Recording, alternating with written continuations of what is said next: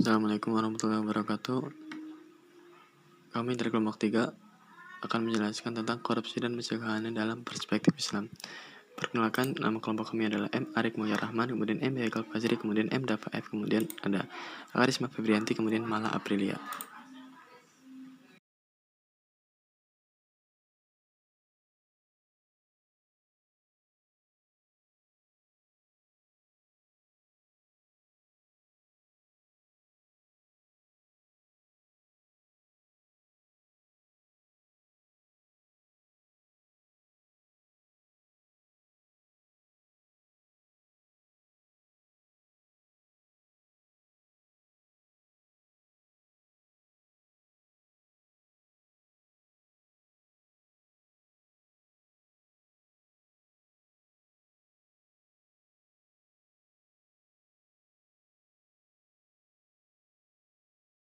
Definisi dari korupsi. Korupsi yaitu berarti menyalahgunakan, di mana penyelewengan wewenang atas kekuasaan terjadi demi kepentingan pribadi atau golongannya, atau istilahnya menggelapkan uang atau harta kekayaan umum. Umum yang dimaksud di sini adalah negara, rakyat atau orang banyak dan lain. Berarti mengambil keuntungan secara diam-diam dengan cara yang licik, yang bertujuan untuk keuntungan pribadi atau golongannya. Seperti itu definisi dari korupsi.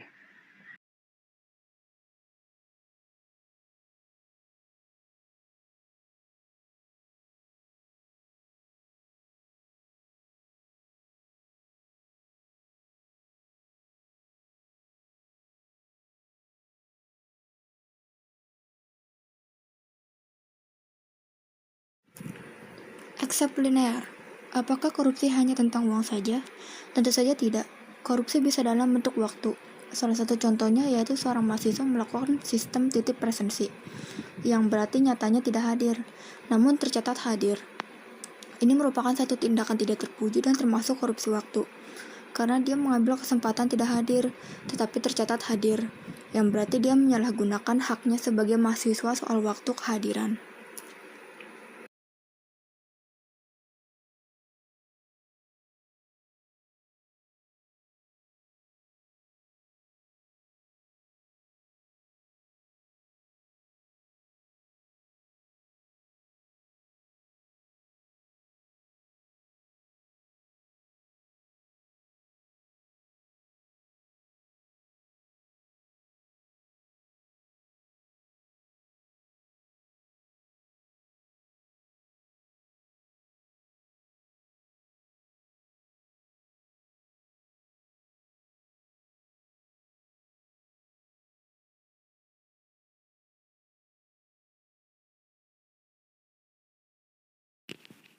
Firman Allah Subhanahu wa Ta'ala yang mengatur tentang korupsi termaktub dalam Al-Quran Surat Al-Baqarah ayat 188.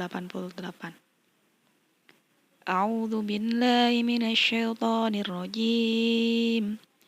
Bismillahirrahmanirrahim. Wala taqulu amwalakum bainakum bil batil wa tudlu biha ilal hukam.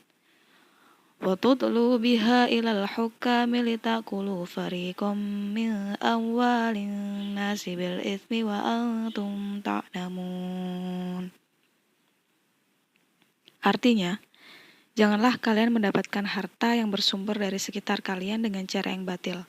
Dan contoh lainnya, kalian perkarakan harta yang batil itu kepada para hakim, sehingga kalian dapat menikmati sebagian harta orang lain dengan cara yang kotor, sementara kalian mengetahui hal itu.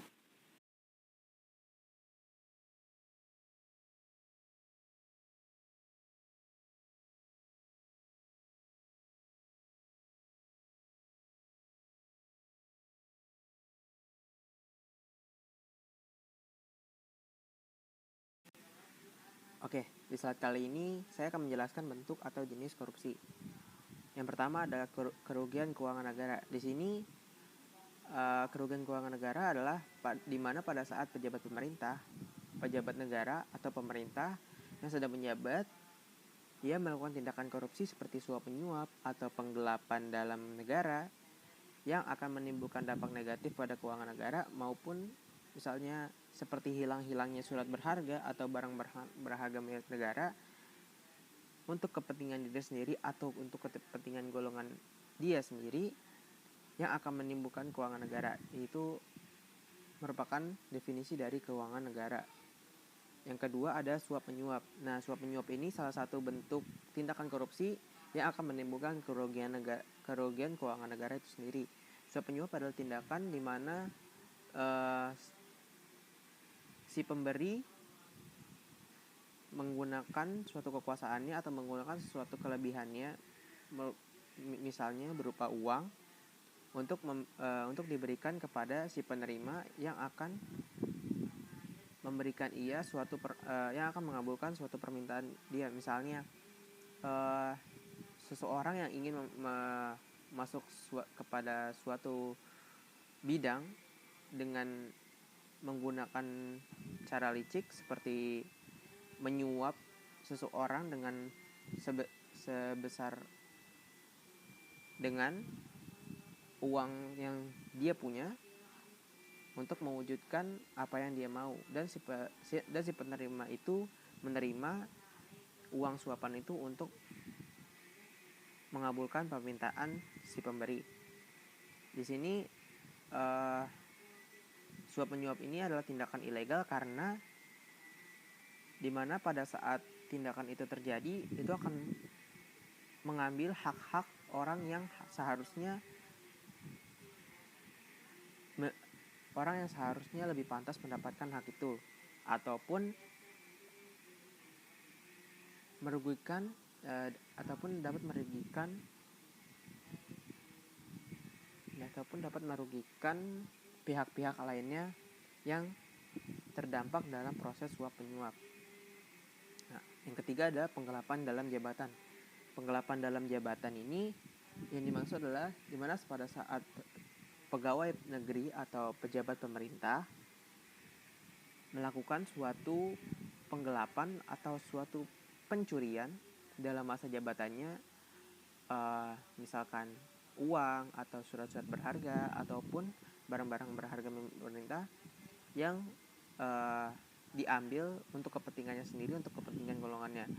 Misalnya pada kasus COVID kali ini, kasus misalnya sembako yang harusnya dibagikan kepada 500 kepala keluarga, si pejabat pemerintah ini bilang ia membutuhkan untuk 2.000 kepala keluarga.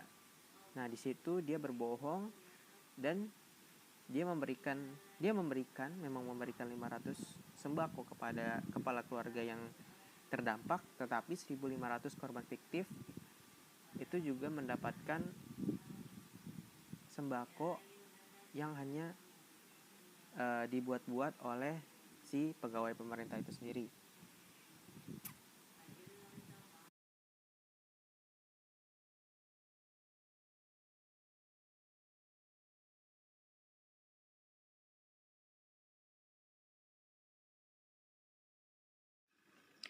Selanjutnya, pemerasan. Pemerasan atau kentes merupakan istilah dalam hukum pidana untuk pemerasan atau pemfitnahan. Kentes di sini diartikan sebagai memeras dengan memaksa orang lain menyerahkan barang atau uang dan sebagainya dengan suatu ancaman, antara lain membuka rahasia yang dapat memburukkan namanya di muka umum. Pemerasan di sini dimaksudkan sebagai bagaimana seseorang diperlakukan tidak adil dengan cara paksaan atau koersif dari satu pihak kepada lawan pihaknya dengan tujuan seperti membuka apa yang tidak seharusnya diucapkan atau dikatakan yang berujung pada harga diri yang diturunkan semerta-merta. Dan yang kelima, ada perbuatan curang. Perbuatan curang ini berarti tindakan yang terencana atau spontan atas keinginannya untuk melakukan apa yang tidak sesuai dengan prosedur ataupun tidak sesuai dengan nilai dan norma yang ada, seperti menyontek, mencuri, dan lain sebagainya.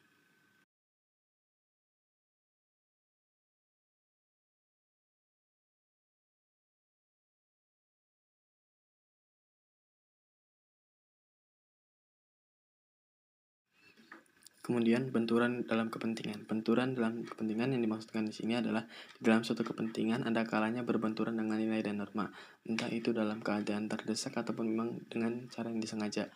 Namun, benturan kepentingan di sini dititik beratkan pada singgungan antara A untuk masyarakat dan B untuk pribadi atau golongan. Contohnya, ketika pihak A melakukan suatu Ketika pihak A mempunyai suatu kepentingan pada masyarakat, maka ia wajib untuk melaksanakan kewajibannya. Namun ketika pihak A dipengaruhi oleh pihak B untuk melakukan penyelewengan misalnya,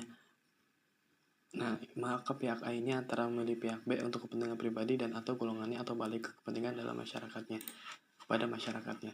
Dan 7 ada gratifikasi. Gratifikasi adalah pemberian dalam arti luas yang meliputi pemberian uang tambahan, hadiah, uang, barang, rabat, komisi, pinjaman tanpa bunga, tiket perjalanan, fasilitas penginapan, perjalanan pariwisata, pengobatan cuma-cuma, dan fasilitas yang lainnya. Perbedaannya dengan suap, yakni suap dapat berupa janji, sedangkan gratifikasi merupakan pemberian dalam arti luas dan bukan janji. Hal tersebut berbeda dengan pengaturan di Amerika Serikat, yang mana antara suap dan gratifikasi yang dilarang itu dibedakan.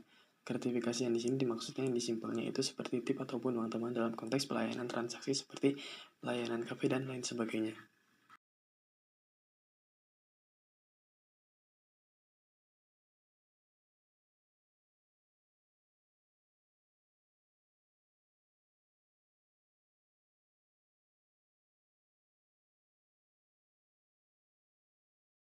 Penyebab kasus korupsi di Indonesia, yang pertama, tidak ada keteladanan pemimpin.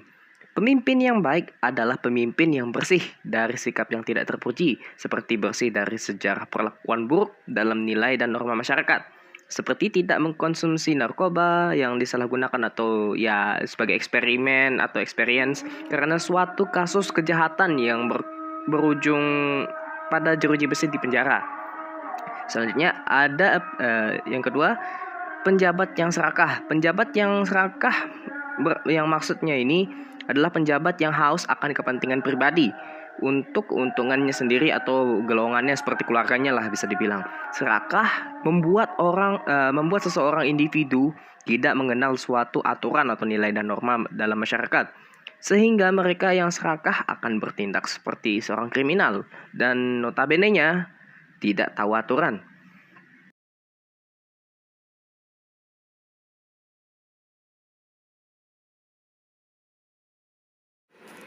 Ketiga, kompensasi PNS yang rendah. Pegawai negeri sipil di sini adalah pekerja yang disahkan negara sebagai pegawai resmi di bawah badan hukum negara yang terikat. Ketika mereka diberikan kompensasi yang rendah oleh negara, maka mereka akan bertindak ekstrim, seperti melakukan demo atau melakukan korupsi secara diam-diam, yang itu akan berdampak pada penyimpangan sosial. Keempat, budaya KKN. KKN berarti kepanjangan dari korupsi, kolusi, dan nepotisme. Korupsi adalah tindakan pidana sebagaimana dimaksud dalam ketentuan peraturan perundang-undangan yang mengatur tentang tindak pidana korupsi. Kolusi adalah permufakatan atau kerjasama melawan hukum antar penyelenggara negara dan pihak lain yang merugikan orang lain, masyarakat dan atau negara. Nepotisme adalah setiap perbuatan penyelenggara negara secara melawan hukum yang menguntungkan kepentingan keluarga dan atau kroninya di atas kepentingan masyarakat, bangsa, dan negara.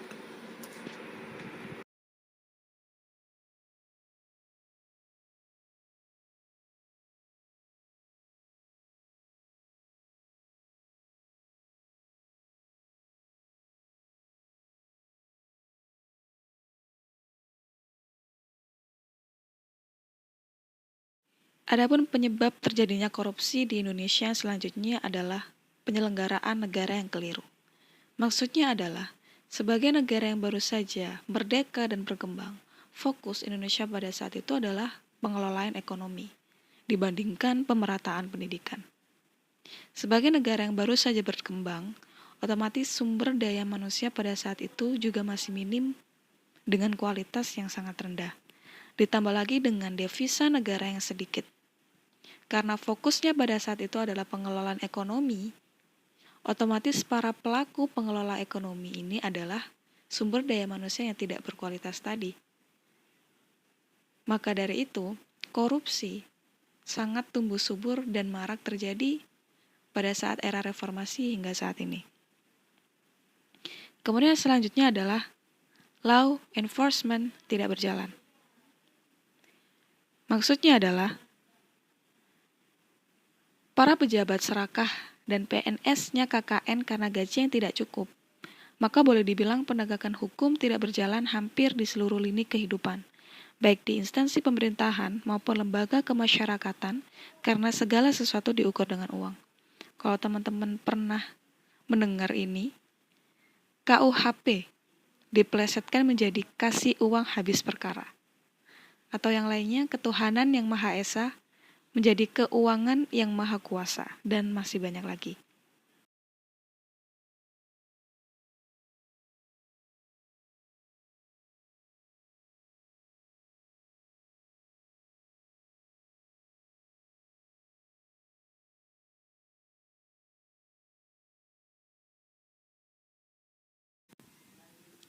Ya, dua terakhir penyebab kasus korupsi di Indonesia. Yang pertama ada hukuman yang ringan terhadap koruptor.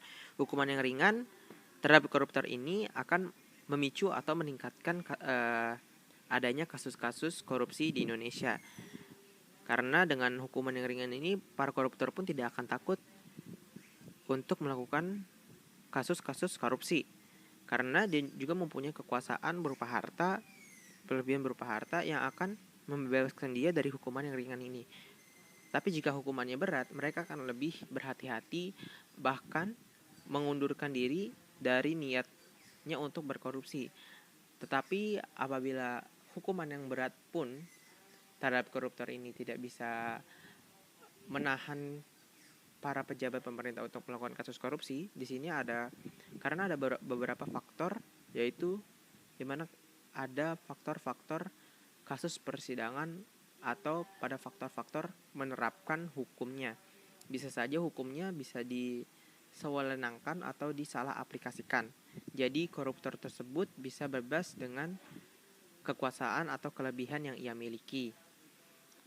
Yang terakhir ada pengawasan yang tidak efektif. Pengawasan yang tidak efektif ini kepada pejabat pemerintah bisa memberikan ia keleluasaan untuk bergerak atau untuk melakukan kasus-kasus korupsi di Indonesia. Untuk itu, kita harus meningkatkan pengawasan kita lebih ketat, lebih efisien, dan lebih efektif. Maka dari itu, pejabat-pejabat pemerintah yang merasa diawasi atau merasa terawasi, itu juga akan mengurangi adanya kesempatan-kesempatan koruptor atau kesempatan-kesempatan pejabat melakukan korupsi di Indonesia. Tapi di sini juga kita harus menekankan bahwa pengawasan yang efektif pun, pengawasan yang ketat pun tidak akan berlangsung apabila si pengawas itu juga tidak kuat imannya.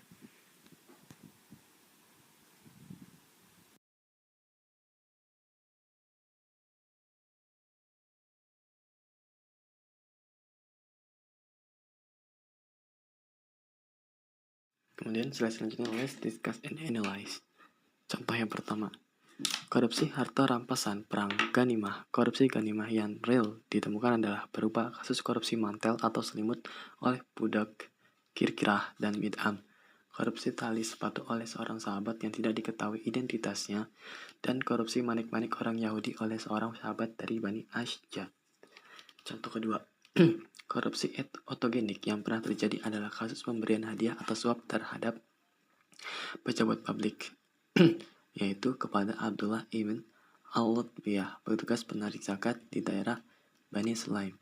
Contoh ketiga, korupsi otogenik lainnya adalah berupa pengambilan kekayaan publik, pengambilan uang di luar gaji resmi, penggelapan hasil pekerjaan, dan penguasaan lahan atau tanah secara tidak sah.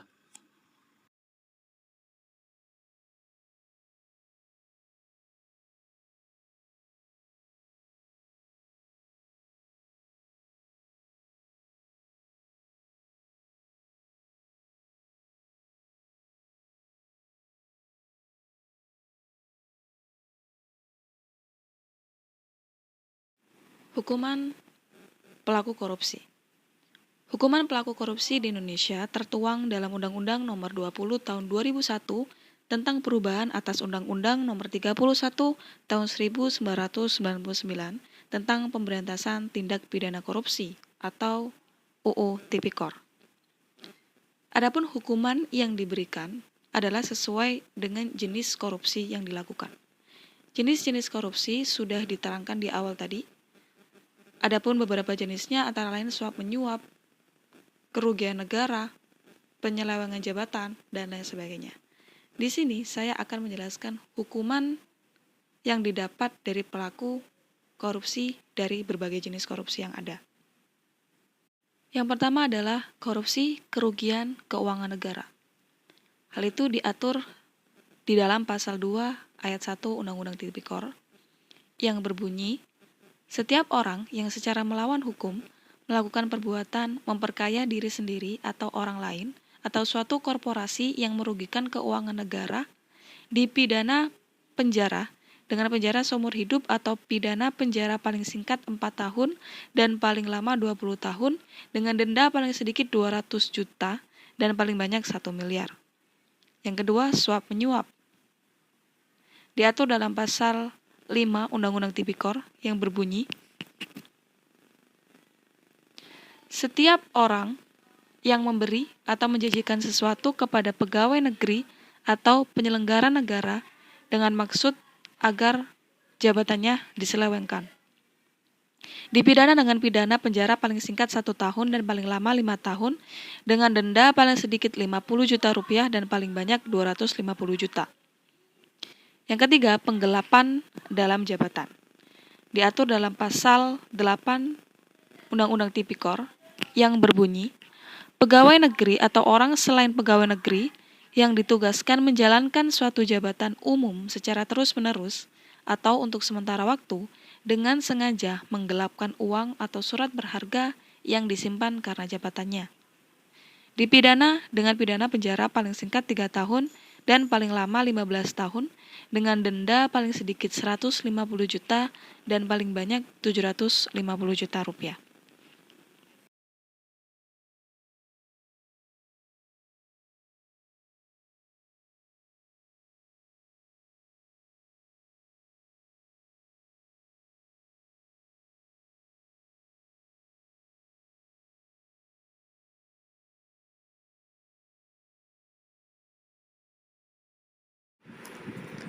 Hukuman korupsi tidak sama dengan mencuri. Korupsi termasuk dalam kelompok takzir yang hukumnya disesuaikan dengan jumlah harta yang dikorupsi. Bisa berupa penjara tahunan hingga hukuman mati. Dalam sistem ukubat, mencuri termasuk hudud yang hukumannya potong tangan.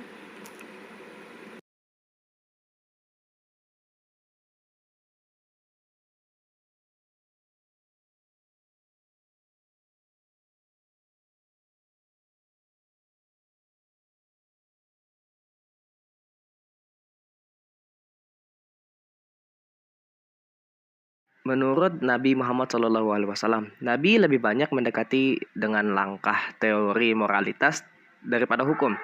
Seperti keengganan beliau untuk menyalati koruptor, menyatakan bahwa sedekah dari hasil korupsi tidak akan diterima oleh Allah, mengingat bahwa sekecil apapun korupsi yang akan mengantarkan pelakunya ke dalam neraka, dan memperingatinya supaya koruptor tidak dilindungi.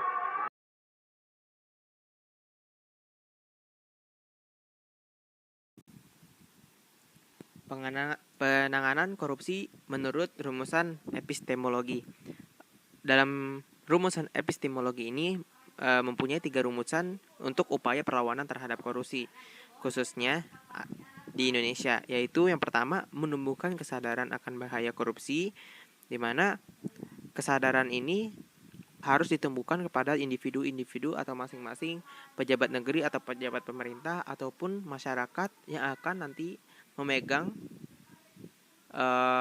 pemerintahan di masa yang akan datang. Yang kedua, tidak saling mencurigai bukan berarti menghilangkan nalar krisis antar elemen kontra korupsi. Dan yang terakhir, pengembangan retributivisme, yaitu penghukuman seberat-beratnya terhadap koruptor yang telah terbukti.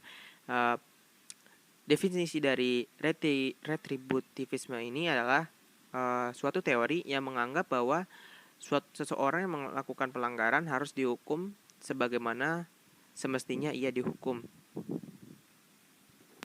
Dan seseorang yang tidak terbukti dihukum atau tidak pantas dihukum seharusnya tidak mendapatkan hukuman yang dilontarkan kepada orang tersebut.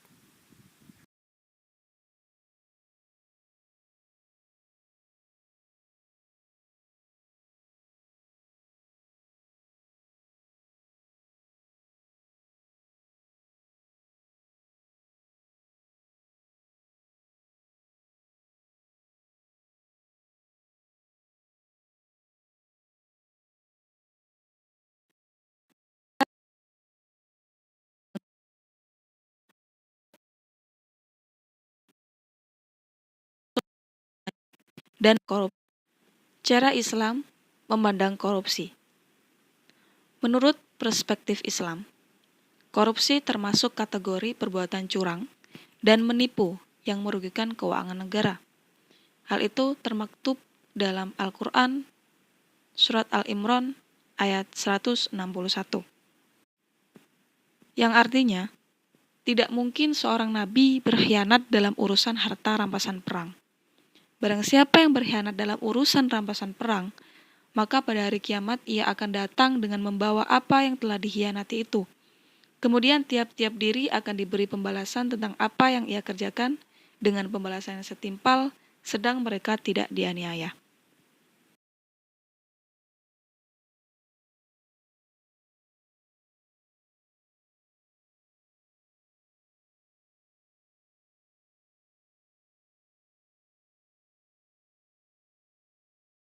Selanjutnya saya akan bacakan Quran Surah Al-Anfal ayat ke-27. A'udzu billahi minasyaitonir rajim. Bismillahirrahmanirrahim. Ya ayyuhalladzina amanu la takhunullaha war rasula wa takhunu amanatikum wa antum ta'lamun. Yang artinya, wahai orang-orang yang beriman, janganlah kamu mengkhianati Allah dan Rasul, dan juga janganlah kamu mengkhianati amanat yang dipercayakan kepadamu, sedangkan kamu mengetahuinya.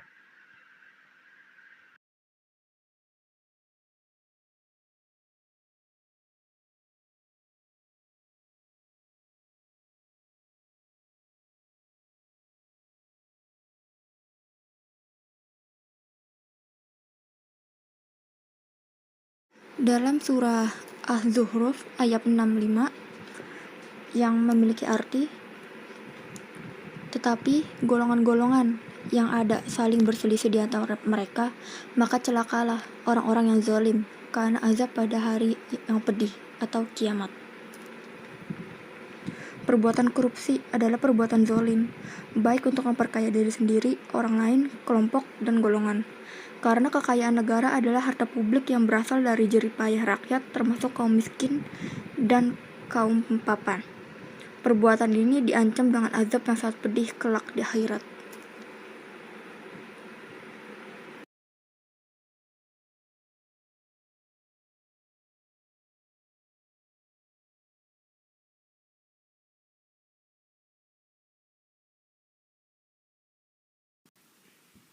Islam dan terapi korupsi. Di sini Islam mempunyai peran sebagai pencegah dari adanya korupsi. Makanya di sini disebut Islam dan terapi korupsi. Nah, di poin pertama, kita harus memulai kehidupan dengan niat yang ikhlas hanya karena dan untuk Allah Subhanahu wa taala. Yang kedua, menyikapi kehidupan dunia berdasarkan ajaran ilahi. Yang ketiga, mengendalikan nafsu syahwat yang berlebihan terhadap harta, karena harta ini merupakan hal yang paling berbahaya dan yang paling membuat silau seseorang sehingga lupa diri dan menempuh cara-cara yang tidak benar untuk mendapatkan harta tersebut. Ya, salah satunya adalah korupsi. 4. Menjaga pikiran yang terlintas untuk bermaksiat atau al-khotarot dan menjaga langkah nyata untuk berbuat maksiat al-khutuwat. Di sini memiliki arti di mana kita memikirkan untuk berkorupsi saja tidak boleh. Jadi memikirkan saja tidak boleh, apalagi melakukannya. Jadi dengan kita memulai kehidupan dengan karena dan untuk Allah Subhanahu wa taala, ini akan membebaskan kita, akan menahan kita dari pikiran yang terlintas untuk bermaksiat. Nah, bermaksiat di sini adalah perbuatan korupsi. Yang poin kelima, tawakal setelah berusaha bersungguh-sungguh. Kita sudah berusaha bersungguh-sungguh untuk menekan diri kita untuk tidak berpikir untuk berbuat korupsi. Di sini poin selanjutnya adalah kita harus bertawakal, kita harus bersungguh-sungguh, kita harus terus memegang pendirian kita untuk tidak berkorupsi. Poin keenam, mensyukuri nikmat harta yang ada dengan mengembangkannya untuk kebaikan umat. Contohnya dengan melaksanakan kewajiban berzakat, berinfak, bersedekah, dan sebagainya di jalan Islam. Yang ketujuh, Sabar menghadapi ujian atau fitnah harta, karena harta terkadang menjadi fitnah bagi pemiliknya.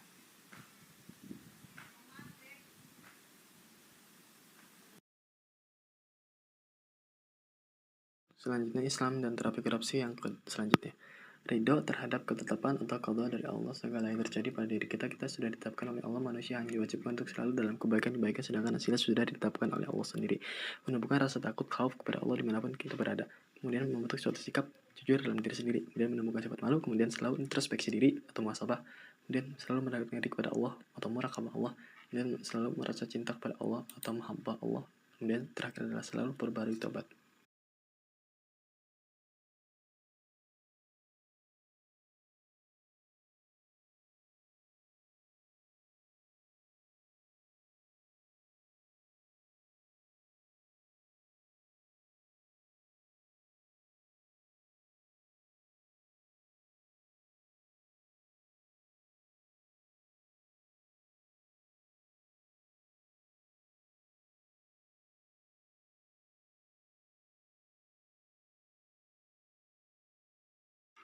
Baik, terima kasih atas perhatiannya. Mohon maaf bila ada banyak kesalahan ataupun banyak kekurangan. Kami akhiri. Wassalamualaikum warahmatullahi wabarakatuh.